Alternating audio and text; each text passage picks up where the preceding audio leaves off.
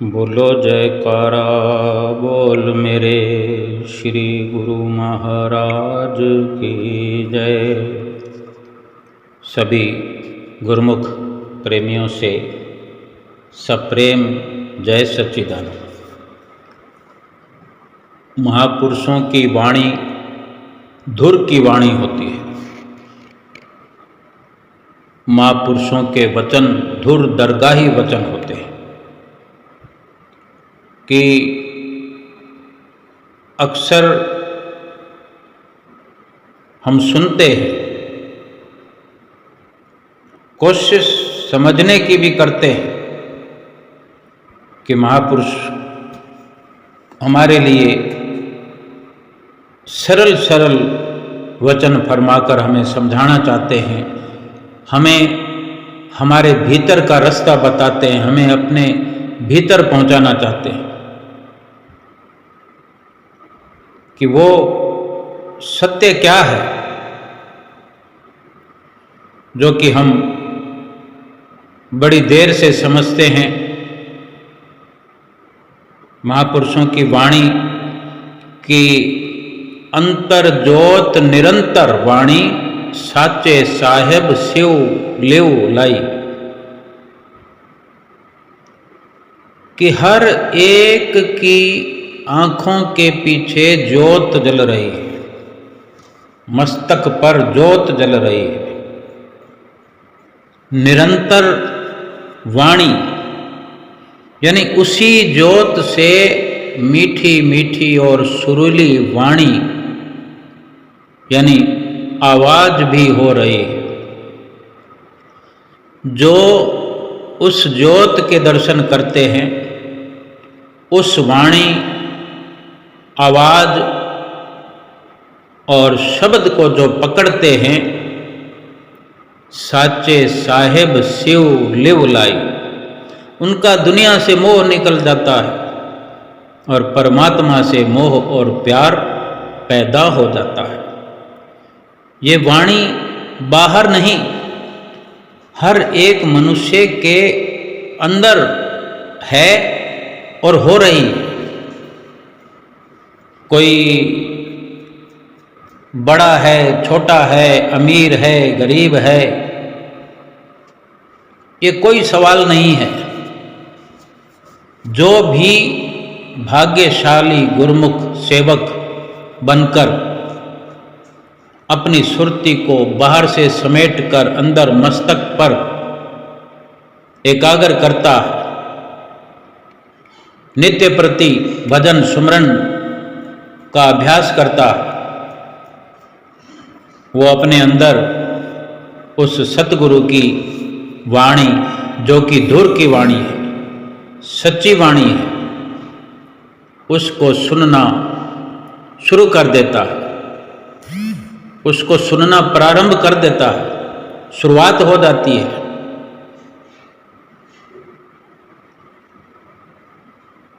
ये जो महापुरुषों ने वाणी लिखकर समझाई है या हमें समझाने के लिए लिखी है,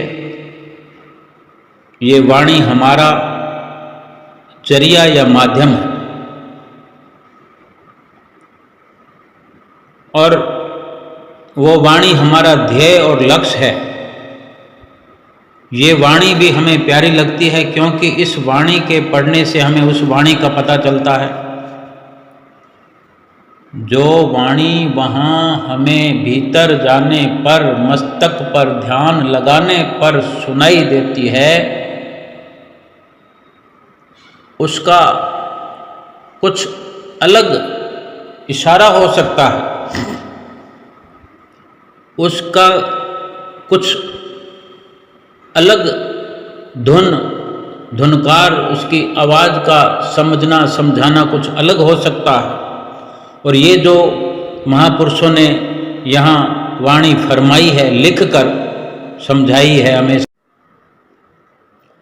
इस वाणी के पढ़ने से जो लिखकर ये समझाई गई है, इसके पढ़ने से हमें उस वाणी का पता चलता है जो अंदर वो वाणी हो रही है, धुन हो रही है, यानी ये वाणी जो महापुरुषों ने लिखी है या समझाई है या उच्चारण की है, ये हमारा माध्यम है। इससे उसका पता चलता है और उस वाणी की ओर हमारा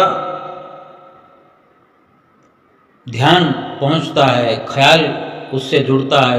जब तक रास्ता ना मिले हमें मंजिल मकसूद किस तरह मिलेगी, जब तक रास्ते का पता ना लगे हम अपने लक्ष्य पर कैसे पहुंच सकते हैं। सो इस वाणी को पढ़ने में, सुनने में मुक्ति नहीं है, उस वाणी को जो अंदर हो रही है, जो धुन हो रही है, उस वाणी की पकड़ करने में मुक्ति है। ये वाणी जो हम पढ़ते सुनते हैं, ये भी हमें प्यारी लगती है, मीठी लगती है। उसी प्रकार मीठी और प्यारी लगती है जिस प्रकार अपने किसी प्यारे मित्र की, दोस्त की, अपने मिलने वाली की, रिश्तेदार की, जिससे हम बेइंतहा प्यार करते हों। बेशक संसार का प्यार झूठा है, लेकिन फिर भी किसी किसी से हमें अधिक लगाव होता है, प्यार होता है। और उसी किसी मिलने वाले के या किसी प्यारे का फ़ोन आ जाए तो फ़ोन को देखकर ही कि हमारे उस प्यारे मित्र का है तो हम उछल पड़ते हैं, हमारे चेहरे पर रौनक आ जाती है। आजकल तो मोबाइल का युग है। कोई वक्त जब चिट्ठियों पत्रों का दौर चलता था, तब किसी ऐसे मित्र की, मिलने वाले की, दोस्त की, सखा की जब चिट्ठी या पैगाम आ जाता था तो किस प्रकार हम उस चिट्ठी को दिल से लगा लेते थे। अब इतना करने पर भी क्या वो चिट्ठी या वो फोन उस मित्र और प्यारे की जगह ले सकते हैं? नहीं ले सकते।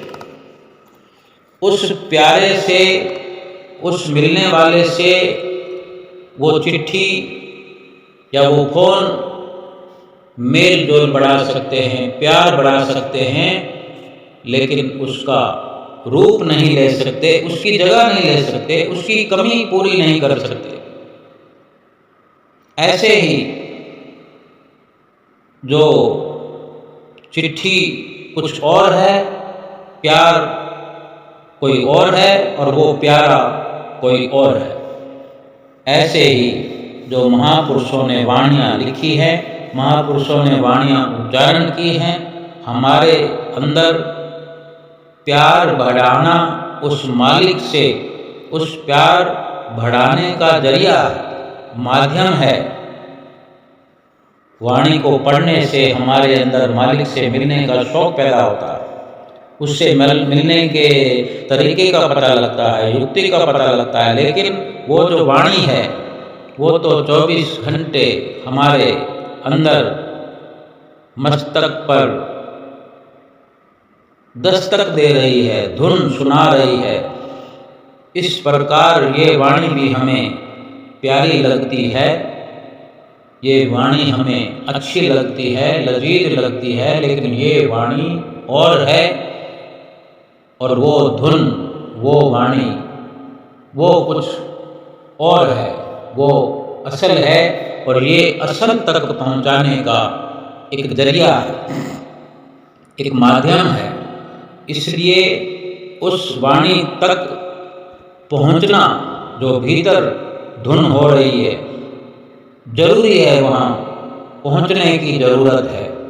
जो 24 घंटे वो हमारे भीतर हो रही है, हम ये फायदा उठा सकते हैं संतों महापुरुषों की वाणी का कि जब तक उस वाणी के साथ हमारा ख्याल ना जुड़ जाए, तब उससे पहले इन वाणियों का हमें फायदा नहीं है।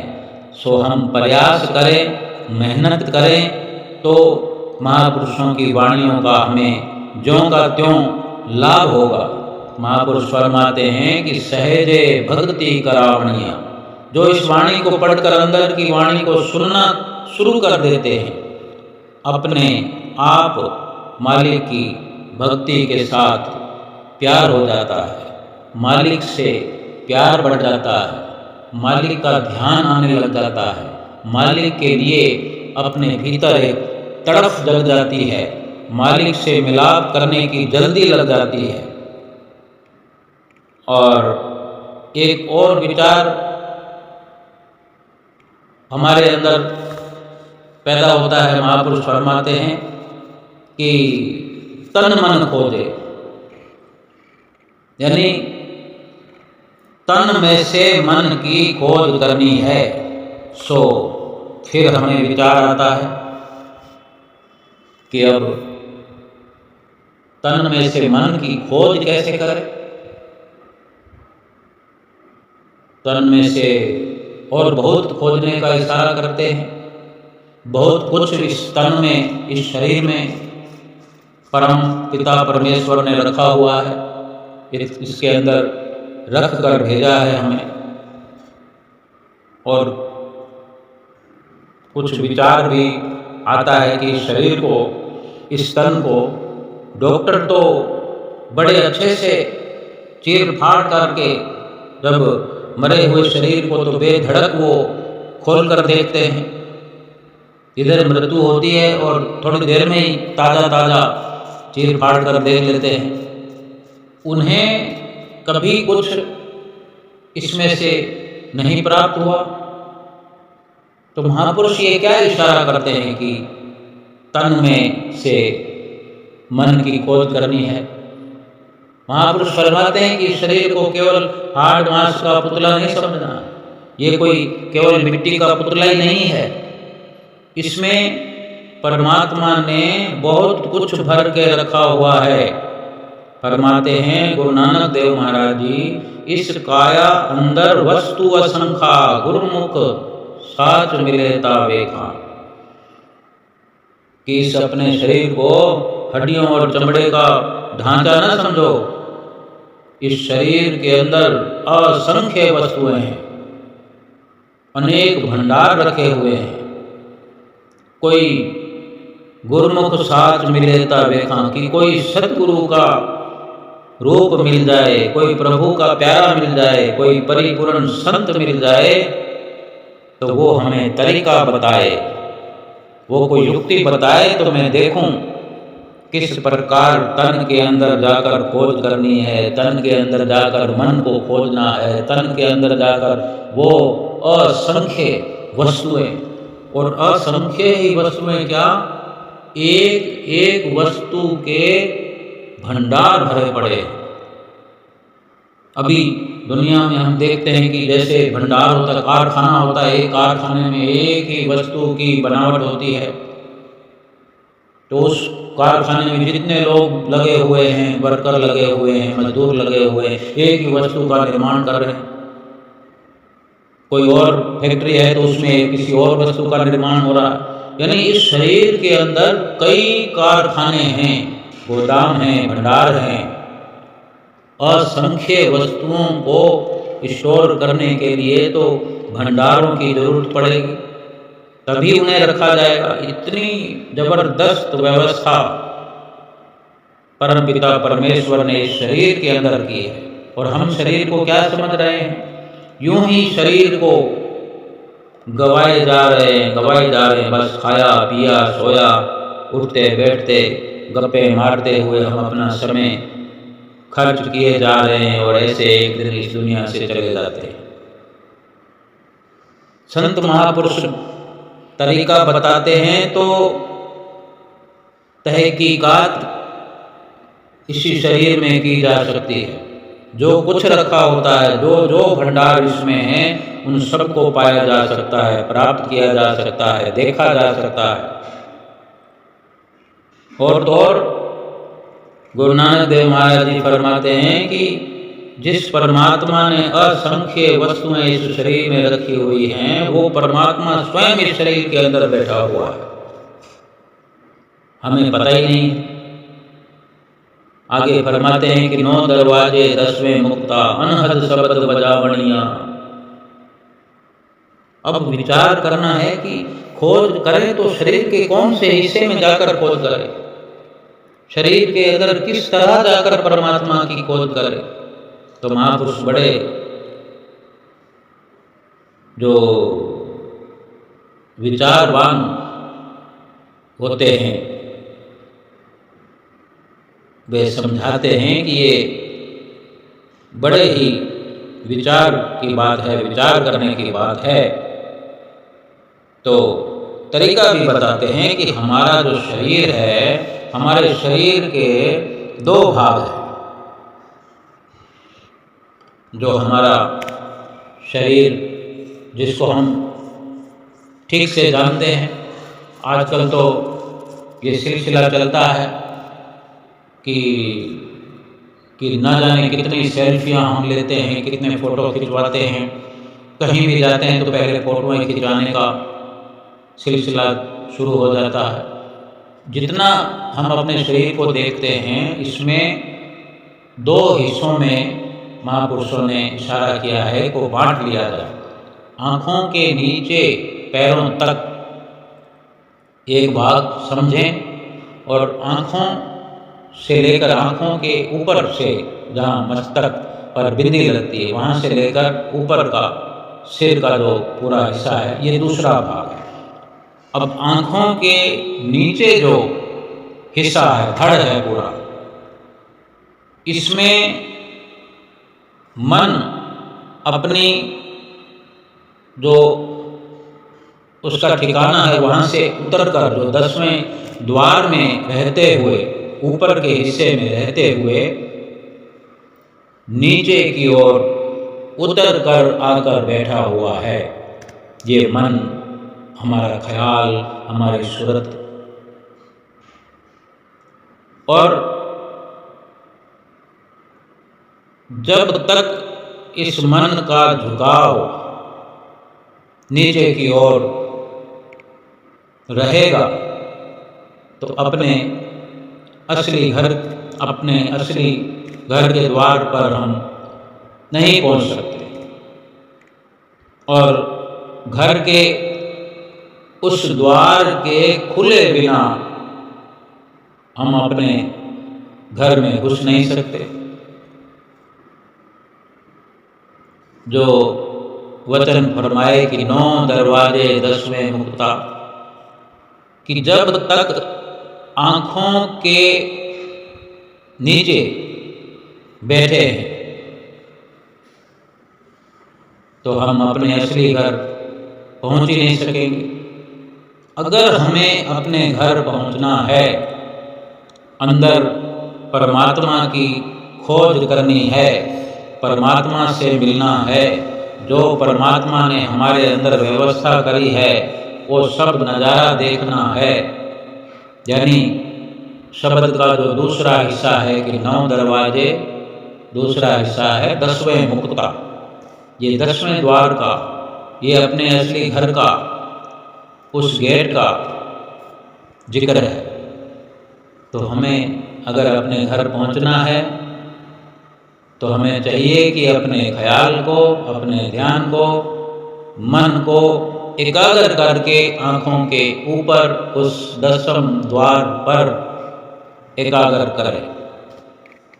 ये परमात्मा ने हमारे अंदर मुक्ति का द्वार लगाया हुआ है। उसकी निशानी भी है। क्या निशानी है? अनहद शब्द बजावणियाँ। पहल वहाँ पर जब हमारा ख्याल, हमारा मन, ध्यान टिकता है तो हमने यकीन करने के लिए उस निशानी की खोज पड़ताल करनी है, तहकीकात करनी है कि ये वो वही शब्द, वही वाणी जो संतों महापुरुषों की लिखी हुई हम पढ़ते हैं, सुनते हैं, वही वाणी का दूसरा पहलू हमें वहीं पर सुनने को मिलेगा, जिसको अनहद शब्द भी कहते हैं। ये हर मनुष्य के अंदर धुन हो रही है। हमने जब अपने मन को, ख्यालों को, सुरत को एकाग्र करके वहाँ ऊपर मस्तक पर एकाग्र करना है और उस शब्द को सुनना है, और इसी का सीधा सीधा मतलब यह है कि अपने तन में, अपने ही शरीर में प्रवेश करके मालिक की खोज करना, मालिक से मिलने का रास्ता ढूंढना। और फिर जो परमात्मा ने हमारे अंदर रखा हुआ है उसे इस प्रकार सुरत और शब्द के अभ्यास से, शब्द के साथ सुरत को जोड़ करके सब कुछ हूबहू अपने अंदर देख सकते हैं, प्राप्त कर सकते हैं, लाभ उठा सकते हैं। और महापुरुष फरमाते हैं कि वो परमात्मा जिसे हम बाहर ढूंढते हैं वो बाहर तो है नहीं, उसे प्राप्त करने के लिए हमें सतगुरु की आज्ञा पर चलकर अपने शरीर के अंदर से, जो कि शरीर को निचले हिस्से को माना जाता है, उससे मन को निकाल करके सुमरन और ध्यान के द्वारा अपने ख्याल को ऊपर असली ठिकाने पर, 10वें द्वार पर टिकाना है, जोड़ना है शब्द के साथ। जो कुछ भी हमें मिलेगा सुरत शब्द के अभ्यास से मिलेगा, नाम सुमरन भजन अभ्यास की कमाई से मिलेगा। इस शब्द के बारे में पहले भी समझाया है कि सुरत शब्द चित लाए। जब सुरत शब्द का हम अभ्यास करेंगे तो हमारा दुनिया का मोह और प्यार टूटते टूटते टूट जाएगा। परमात्मा से मोह और प्यार पैदा होते होते होते, जुड़ते जुड़ते जुड़ जाएगा। नियम पूर्वक महापुरुष समझाते हैं, नियम पूर्वक हमें भी समझना है कि कैसे सुरत शब्द का अभ्यास करना है। और हमारे अंदर जो ये मन की बहुत बहुत रुकावटें हैं, बहुत सारी जो रुकावटें मन करता है, इन रुकावटों को कैसे दूर करना है, क्योंकि शरीर के अंदर, शरीर के अंदर किस तरह जाना है, जब सब कुछ समझ में आने लगेगा, कैसे भजन अभ्यास करना है, मालिक के भक्ति में ख्यालों को कैसे लगाना है, ये सब सतगुरु की आज्ञा से संभव और आसान होता चला जाएगा। और नाम की कमाई करते हुए अपने अंदर से जब घना घना अंधकार अज्ञानता का दूर कर लेंगे तो अपने ही अंदर उस नूर और प्रकाश को देखना शुरू कर देंगे, उस शब्द को अपने अंदर पकड़ना शुरू कर देंगे, जो अब हमें कुछ भी समझ में नहीं आता वो सब समझ में आने लगेगा। और जब शब्द की पकड़ हम शुरू करेंगे, शब्द को पकड़ना शुरू कर देंगे, समझना शुरू कर देंगे, तभी हम मंजिल दर मंजिल अपने घर भी पहुंच सकते हैं और वापस जाकर परमात्मा से मिल सकते हैं। वापस के मतलब यही है कि हम जो हैं बिछड़े हुए हैं परमात्मा से, अपने आत्मा से चिरकाल से बिछड़े हुए हैं, जन्म जन्मांतरों से बिछड़े हुए हैं। और उसी बिछोड़े को हम हमेशा हमेशा के लिए समाप्त कर सकते हैं और उस मालिक से मिल सकते हैं। जितना आज तक हम अपनी मर्जी से, अपने मन के मते पर चलकर, मन की मति पर चलकर, मन के कहने से खोज करते रहें। परमात्मा से मिलने की चाहत सभी की होती है, हर किसी की होती है, हर कोई चाहता है कि मैं परमात्मा से वापस जाकर मिलूं, लेकिन केवल क्या बातों से मिला जा सकता है? किसी इंसान से भी अगर मिलना हो तो बहुत कुछ तैयारी करनी पड़ती है, बहुत कुछ साधन करना पड़ता है कि वो इंसान कहाँ है, इस वक्त कहाँ होगा, मैं किस प्रकार से जाऊं, कौन सा वक्त है, इस वक्त जाना ठीक है या नहीं है, या वो ऐसे वक्त में मिलेगा जब हमें उस वक्त जाना मुश्किल होगा तो होगा, लेकिन अगर किसी से मिलना है तो उसी के समय के अनुसार मिलना होगा, उसी के ठिकाने के अनुसार मिलना होगा, जहाँ वो होगा वहाँ जाना पड़ेगा। अब हम सोचें कि हमारी तो सुविधा ये है, तो हमारी सुविधाएं कैसी भी हों, उससे थोड़ी जिसको मिलना है मिला जा सकता है। जो मुश्किलात या कोई तकलीफ या कोई साधन करना पड़ेगा तो पड़ेगा। तो फिर जो परमात्मा से मिलना है, ये कोई छोटी मोटी बात तो है नहीं। परमात्मा से मिलना समझो सभी 84 लाख योनियों के दुखों का अंत करना, 84 लाख योनियों के दुखों से हमेशा के लिए निजात प्राप्त कर लेना, सुखों के भंडार में पहुंच जाना। लेकिन हम मन की मर्जी से तो आज तक चलते आए हैं। मन ने कहाँ पहुंचाया? मन तो जब आप खुद भटक रहा, जो खुद भटक रहा हो वो क्या दूसरे को मंजिल पे पहुंचा सकता? ये मन तो विषय विकारों में रात दिन लगा रहता। कहो किसने मन के कहने पर मंजिल पाई है? चाहे अपनी मर्जी से हम मंदिर द्वार में भी जाते हों, गुरुद्वार में भी जाते हों, मन की मर्जी से चाहे रात रात भर जागरण करते हों, कीर्तन करते हों, भगवान की महिमा में लंबे लंबे गीत गाते हों, लेकिन परमात्मा को क्या इस प्रकार से किसी ने पाया है?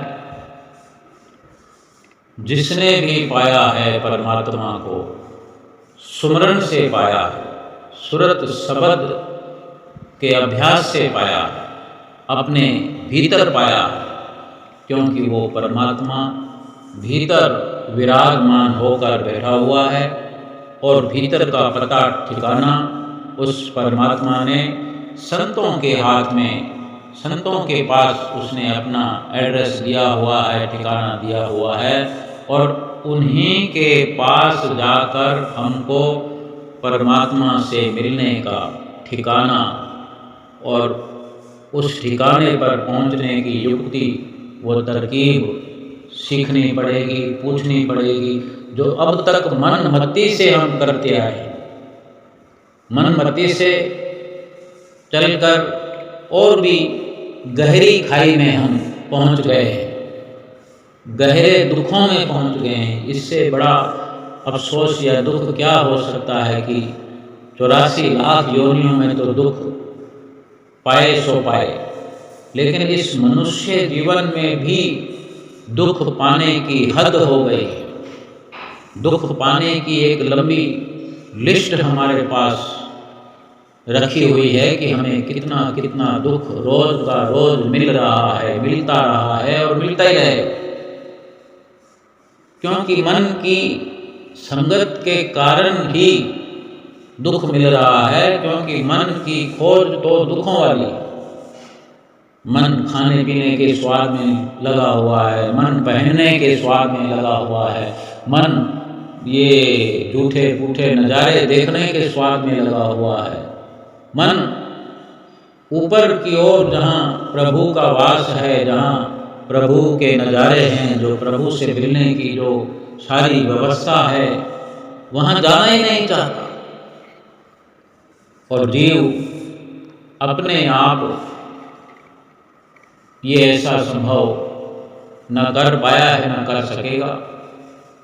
लेकिन जब सत्पुरुषों की संगत मिल जाती है, परमात्मा के प्यारे संत जब मिल जाते हैं, और हम तो भाग्यशाली हैं ही, हमें सद्गुरु की शरण मिली है, सतगुरु का द्वार मिला है, सतगुरु का प्यार मिला है, वो बार बार पुकार पुकार करके हमें समझा रहे हैं, हमें सिखा रहे हैं परमात्मा से मिलने का रास्ता, परमात्मा से मिलने की युक्तियाँ समझा रहे हैं कि इस प्रकार से इसी शरीर के अंदर बैठे हुए परमात्मा का दर्शन दीदार हो सकता है, इसी शरीर में परमात्मा से मिला जा सकता है।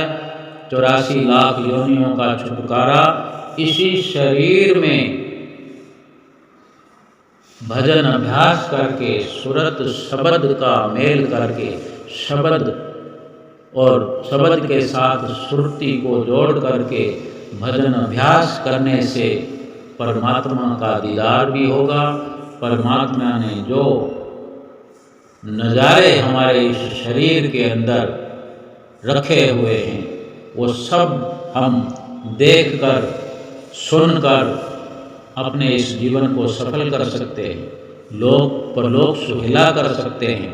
हमारे जीवन का मकसद यही है, हमारे जीवन का लक्ष्य यही है कि संतों महापुरुषों की आज्ञा पर चलते हुए, संतों महापुरुषों के बताए हुए रास्ते को अपना करके भक्ति, भजन भक्ति करते हुए अपने भीतर ही भीतर भजन अभ्यास करके अपने असली मकसद को पूरा करें, अपनी मंजिल मकसूद को प्राप्त करें। बोलो जयकारा बोल मेरे श्री गुरु महाराज की जय।